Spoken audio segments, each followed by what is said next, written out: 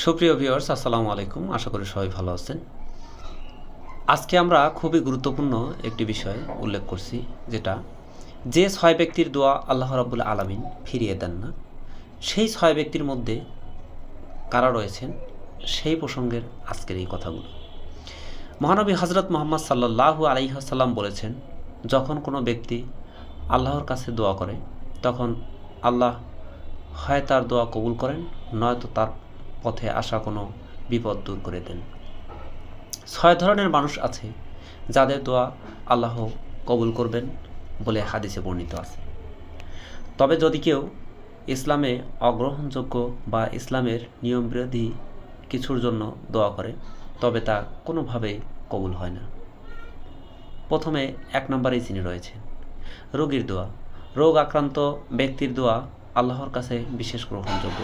নবীজি সাল্লাল্লাহু আলাইহি ওয়াসাল্লাম বলেছেন, যখন তোমরা কোনো রোগীর কাছে যাও বা তাকে দেখতে যাও, তখন তাকে বলো যেন সে তোমার জন্য দোয়া করে, কারণ তার দোয়া ফেরেশতাদের দোয়ার মতো। সুনান তিরমিজি, হাদিস নম্বর 3598। 2 নম্বরে যে ব্যক্তি রয়েছেন তিনি হলেন রোজাদারের দোয়া। রোজাদারের দোয়া অত্যন্ত কার্যকর। অনেক আলেম রোজার সময়কে দোয়ার জন্য সোনালী মুহূর্ত বলে অভিহিত করেন। নবীজি সাল্লাল্লাহু আলাইহি ওয়াসাল্লাম বলেছেন, রোজাদারের দোয়া ইফতারের সময় ফিরিয়ে দেওয়া হয় না। সুনানে ইবনে মাজাহ, হাদিস নম্বর 1753। 3 নম্বরে যিনি রয়েছেন তিনি হলেন পিতামাতা। পিতামাতার দোয়া। সাধারণত মায়েরা সন্তানদের জন্য দোয়া করেন, কিন্তু বাবার দোয়া বিরল এবং তা অত্যন্ত কার্যকর। নবীজি সাল্লাল্লাহু আলাইহি ওয়াসাল্লাম বলেছেন, 3 জনের দোয়া নিশ্চিতভাবে কবুল হয়: মজলুমের দোয়া, মুসাফিরের দোয়া ও পিতার সন্তানের জন্য দোয়া। সুনানে তিরমিজি, হাদিস নম্বর 1905। 4 নম্বরে যিনি রয়েছেন অনুপস্থিত ব্যক্তির জন্য দোয়া। যে ব্যক্তি অন্যের অনুপস্থিতিতে তার জন্য দোয়া করে, তার দোয়া আল্লাহ ফিরিয়ে দেন না।